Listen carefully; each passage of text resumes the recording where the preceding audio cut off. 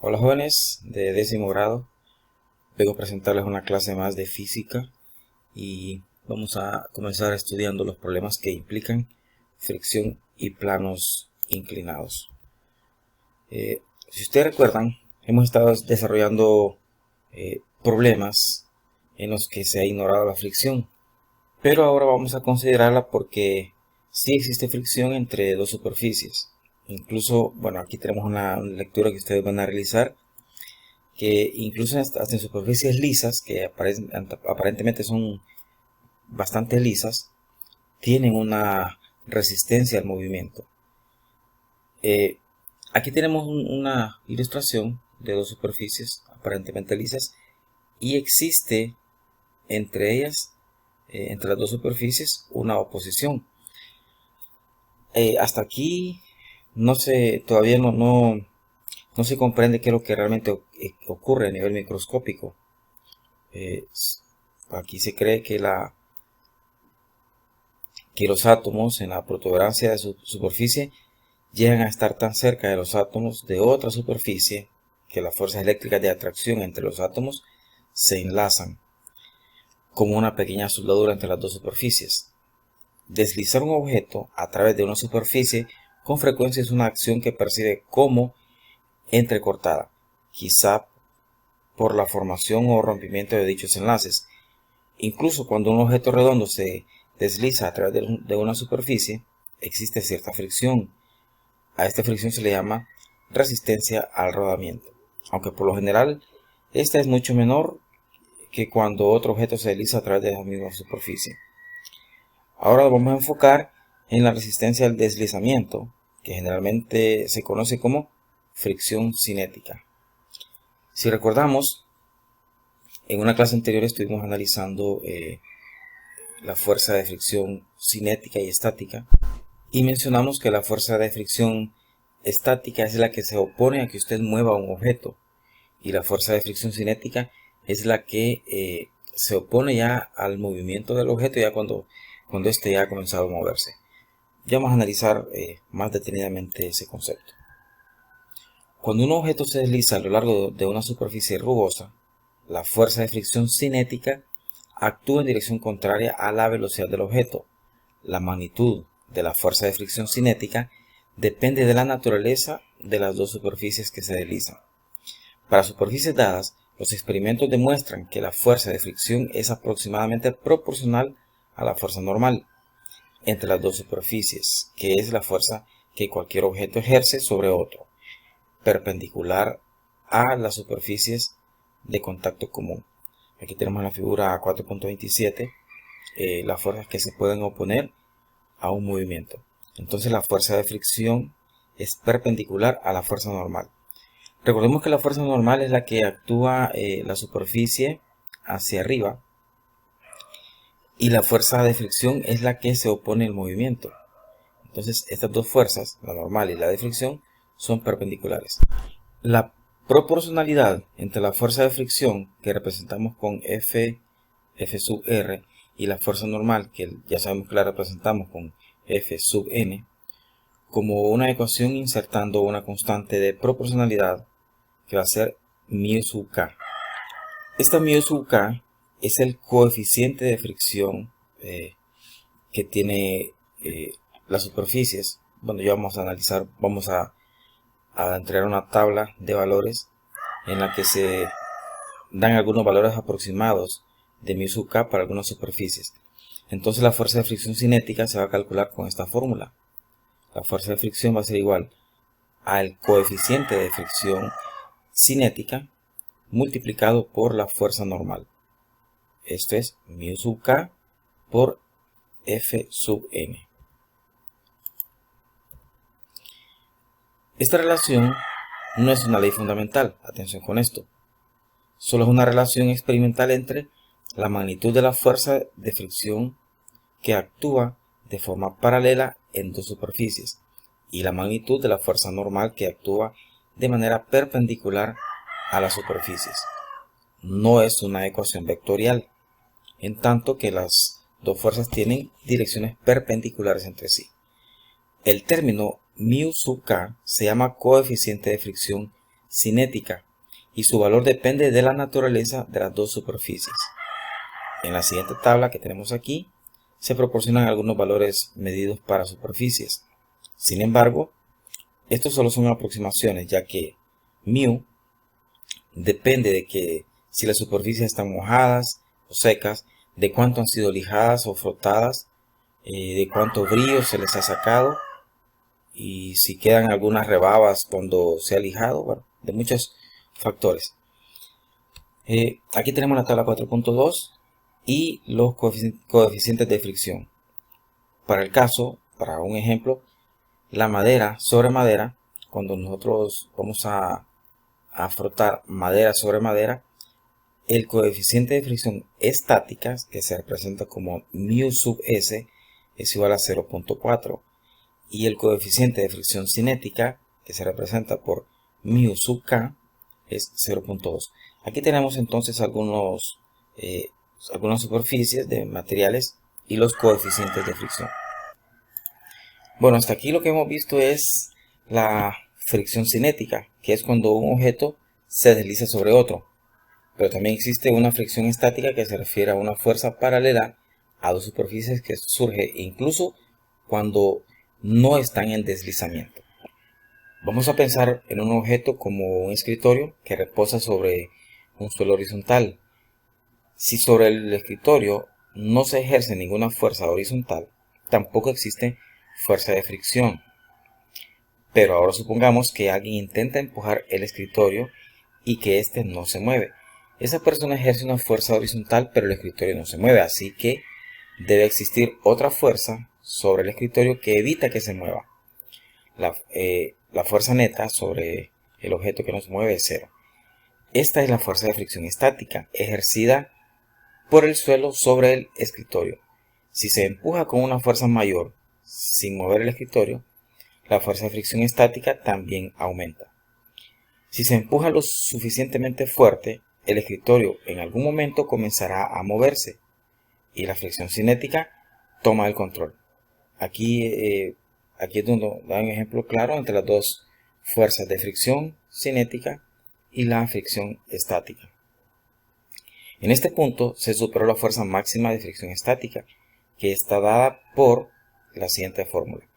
La fuerza de fricción es igual a μ sub s, que este es fuerza de fricción estática, multiplicado por la fuerza normal, donde μ sub s es el coeficiente de fricción estática que fue presentado en la tabla anterior. En esta, si usted observa, aquí se presentó la fuerza de fricción estática, que es μ sub s, y la cinética, que es μ sub k. Ya vamos a hacer un análisis un poco más detallado de estos coeficientes. Como la fuerza de fricción estática puede variar desde 0 hasta su valor máximo, se escribe que la fuerza de fricción debe ser menor o igual que la fuerza que el coeficiente de fricción estática por la fuerza normal. Veamos el primer ejemplo de fricción estática y cinética. En un caso anterior hablamos de una caja misteriosa de 10 kilogramos que descansa sobre el suelo horizontal. El coeficiente de fricción estática es de μ sub s igual a 0.40 y el coeficiente de fricción cinética μ sub k igual a 0.30. Vamos a determinar la fuerza de fricción que actúa sobre la caja si sobre la misma caja se ejerce una fuerza aplicada que se representa como F sub A horizontal externa con magnitud de 0 newtons, 10 newtons, 20 newtons, 38 newtons y 40 newtons. Vamos a determinar qué fuerza es la que permite poder mover la caja. Planteamiento. Por el momento no se sabe si está tratando con fricción estática o fricción cinética, ni si la caja permanece en reposo o acelera. Es conveniente dibujar un diagrama de cuerpo libre, como los que vimos en las clases anteriores, y luego determinar en cada caso si la caja se moverá o no, mediante la segunda ley de Newton. Las fuerzas sobre la caja son la gravedad, aquí consideramos el peso, la fuerza normal ejercida por el suelo, que es la que hemos estudiado, y la fuerza horizontal que se aplica, que es la fuerza aplicada, y la fuerza de fricción. Ahora, si usted recuerda, en las clases anteriores trabajábamos con fuerza normal, la fuerza aplicada y el peso del objeto. Pero esta vez vamos a tomar en cuenta la fuerza de fricción. Veamos la solución. En la figura 4.27, que es la que mostramos aquí, tenemos esta figura. Se observa el diagrama de cuerpo libre de la caja. En dirección vertical no existe movimiento.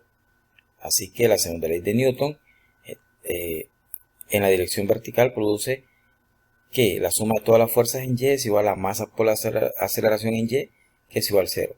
Lo que implica que la fuerza normal menos la gravedad es 0. En consecuencia, la fuerza normal es igual a masa por gravedad.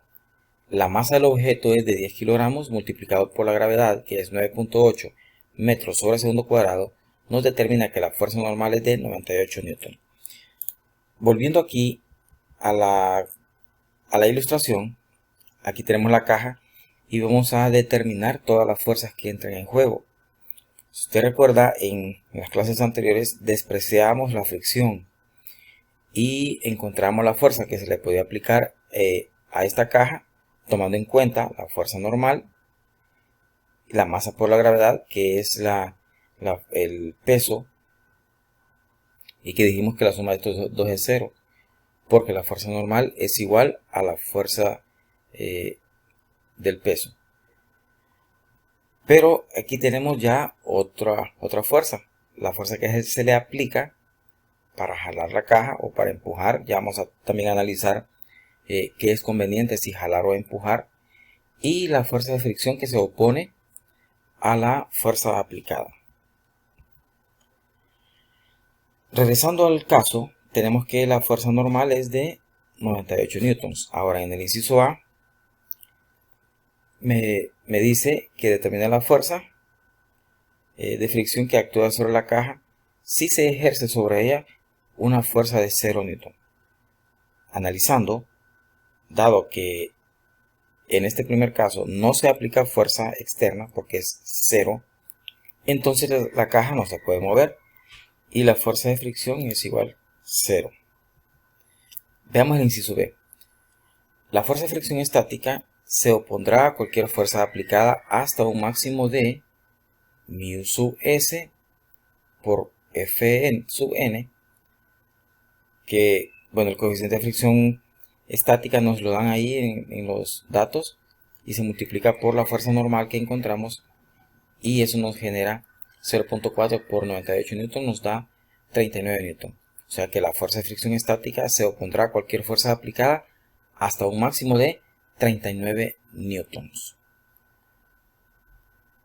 Ahora, cuando se aplica una fuerza de 10 newton, como es el caso del inciso B, entonces la caja no se moverá. Veamos el inciso C. Si se le aplica una fuerza de 20 newton, ¿qué ocurre? Tampoco es suficiente para mover la caja, porque la fricción estática es 39 newtons. Entonces, muy poco todavía.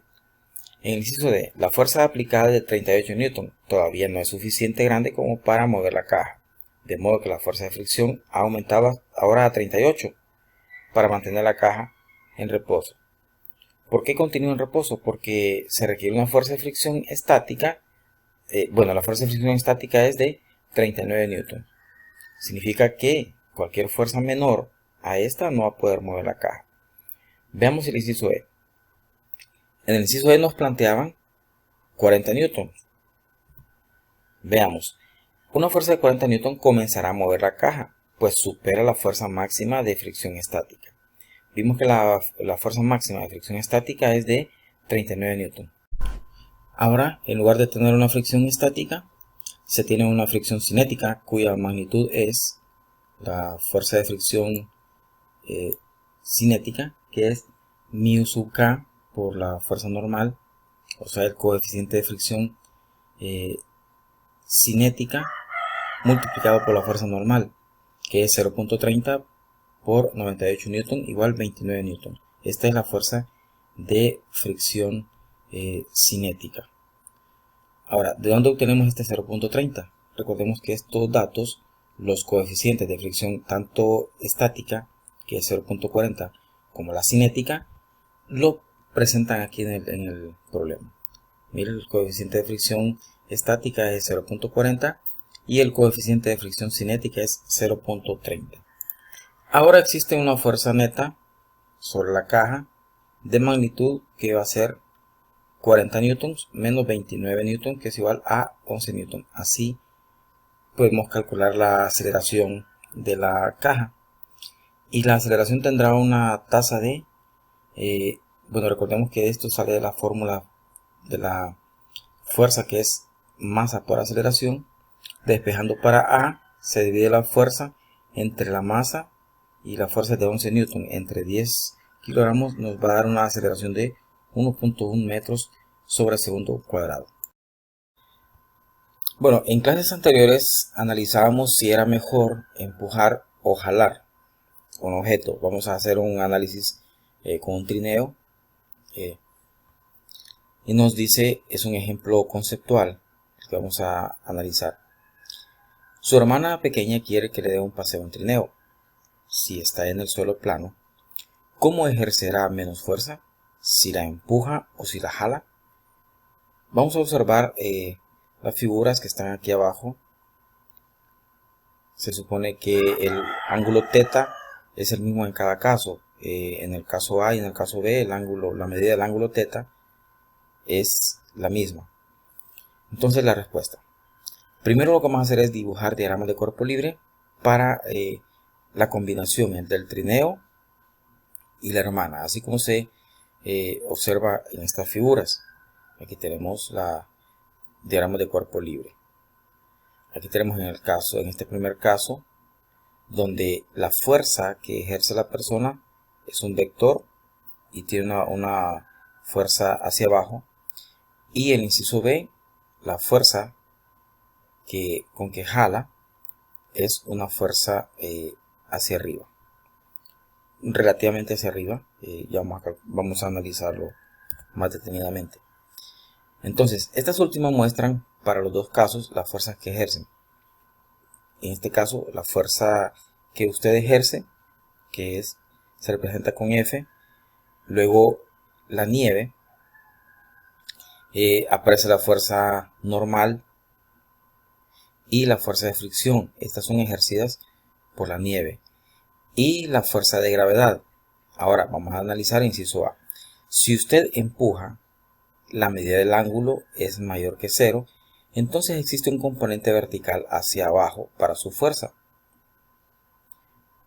Vea, es un componente vertical hacia abajo para la fuerza que usted ejerce. Por lo tanto, la fuerza normal hacia arriba ejercida por el suelo será mayor que la masa por la gravedad. Ahora, si usted jala, su fuerza tiene que ser un componente vertical hacia arriba, así como se ilustra aquí. Mire, la fuerza suya es un componente vertical hacia arriba. De modo que la fuerza normal, o sea, la fuerza que actúa, esta fuerza normal que actúa aquí, para arriba, será menor que la masa por la gravedad. Puesto que la fuerza de fricción es proporcional a la fuerza normal, la fuerza de fricción será menor si jala. Así que ejerce menos fuerza si jala. Este es un ejemplo conceptual para luego desarrollar ejercicios. Aquí vamos a quedarnos y luego les estaré enviando las actividades que ustedes van a realizar. Hasta luego.